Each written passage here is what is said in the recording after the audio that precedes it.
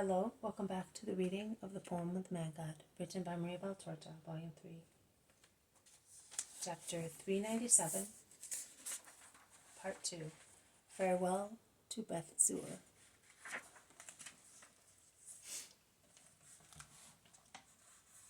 Jesus continues, I am the Lord, the Savior. Believe that for your own welfare. Apart from me, there is no other Savior. Believe that, regardless of human or satanic innuendos. Forget everything else, which you might have been told by a mouth that is not mine, and which differs from my word. Reject everything else which you may be told in future. To anybody wishing to abjure the Christ, say, His words speak to our souls, and persevere in your faith. I have done much to give you an intrepid faith. I cured your sick people and relieved your sorrows. I taught you like a good master. I listened to you like a friend. I broke bread with you and shared drinks with you.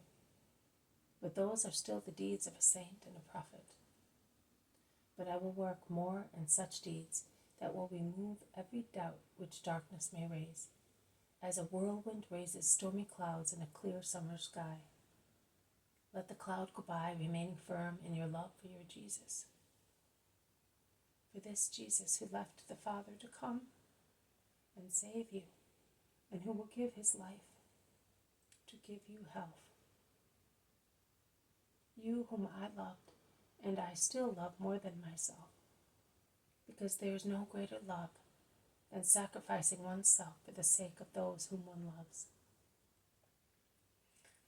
Must not be inferior to those who in the prophecy of Isaiah are called wild beasts, dragons, and ostriches, that is, heathens, idolaters, pagans, unclean people. Because when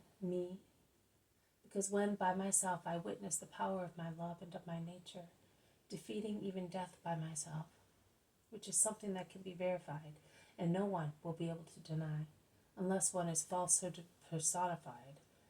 They will say, he was the Son of God, and overcoming obstacles apparently insurmountable of centuries and centuries of filthy paganism, of darkness, of vice, they will come to the light, to the source of life, to life. Be not like too many in Israel who do not offer me holocausts, who do not honor me with sacrifices. On the contrary, they trouble me with their iniquity, and victimize me with their hard hearts. And to my forgiving love they reply with their deceitful hatred, which undermines the ground to make me fall, and thus be able to say, see, he fell because God struck him. Citizens of Bethzur, be strong. Love my word, because it is true, and love my sign, because it is holy. May the Lord be always with you, and may you be with the servants of the Lord all together, so that each of you may be where I am going, and an eternal abode may be made in heaven for all those who, after overcoming affliction and winning the battle, die in the Lord and rise in the Lord forever. Lord, what do you mean? There are cries of triumph and cries of sorrow in your words, say some citizens. Yes, you are like one who is surrounded by his enemies, other people remark. And you almost infer that we shall be too, others say. What is there in your future, Lord? Ask some. Glory, shouts Judas of Carioth. Death, whispers Eliza, sighing and weeping. Redemption, the fulfillment of my mission. Be not afraid. Do not weep. Love me. I am happy to be the Redeemer. Come, Eliza. Let us go to your house. And he is the first to set out, squeezing through the crowd, which is upset by contrasting emotions. But why, Lord, do you always deliver such speeches? Asks Judas, grumbling and reproaching. And he adds, they do not befit a king. Jesus does not reply to him. He instead replies to his cousin James, who asks him with tears shining in his eyes, Brother, why do you always quote passages of the Bible in your farewell speeches? So that those accusing me may not say that I talk nonsense or I blaspheme, and those who do not want to yield to the reality of facts may realize that from the very beginning, Revelation has always shown me as the king of a kingdom that is not human, but is intended, built, and cemented by the immolation of the victim, of the only victim capable of recreating the kingdom of heaven, destroyed by Satan and the first parents: pride, hatred, falsehood, lust, disobedience, destroyed it. Humility, obedience, love, purity, sacrifice will rebuild it. Do not weep, woman. Those whom you love and who are waiting are pining for the hour of my immolation. They enter the house, and while the apostles are busy refreshing themselves and appeasing their appetite, Jesus goes into the tidy, flowery garden with Eliza, who says to him, Master, I am the only one who knows that Joanna wants to speak to you secretly. She sent Jonathan to me.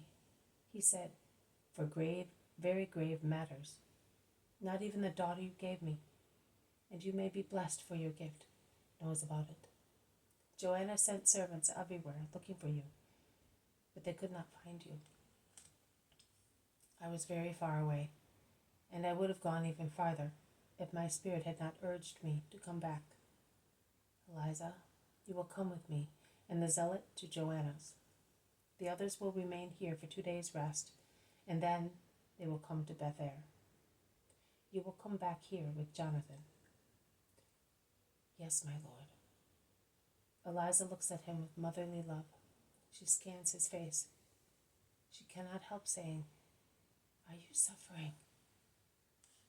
Jesus shakes his head.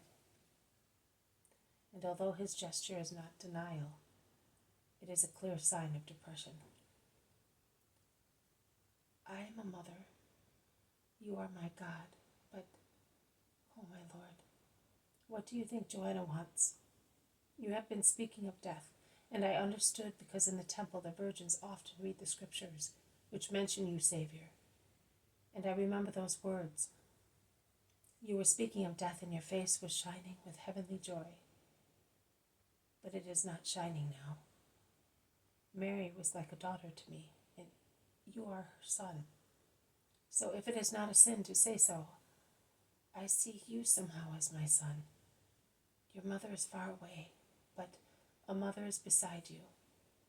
Blessed Son of God, can I not relieve your grief? You are already relieving it because you love me. What do I think about? What Joanna wants to tell me? My life is like this rosary. Your good women disciples are the roses. But if you take the roses away, what is left? Thorns. But we will remain with you until death. That is true, until death. And the Father will bless you for the comfort you give me. Let us go home and rest. At sunset, we will leave for Bethzur. This has been a reading from the poem of the Man God, written by Maria Valtorta, Volume 3, Chapter 397, Part 2, Farewell to Bethzur. Thank you for listening. I will see you tomorrow. May God bless you, and may peace be with you.